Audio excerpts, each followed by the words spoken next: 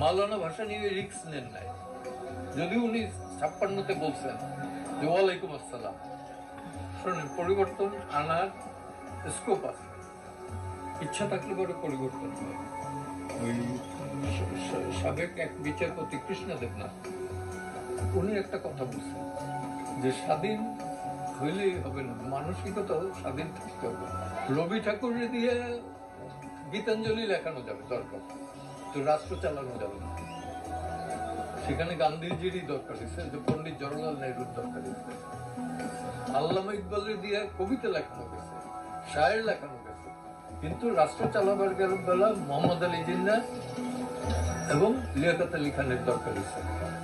বাংলাদেশেও গফফর চৌধুরীর যে গান 21-এর গান, সেটা এখনো উজ্জীবিত, সবাই 52 থেকে এই পর্যন্ত করছে, কিন্তু তাকে দিয়ে কিন্তু রাষ্ট্র চালানো যায় না। রাষ্ট্র চালাইতে গিয়ে বঙ্গবন্ধুরে আনতে হয়েছে।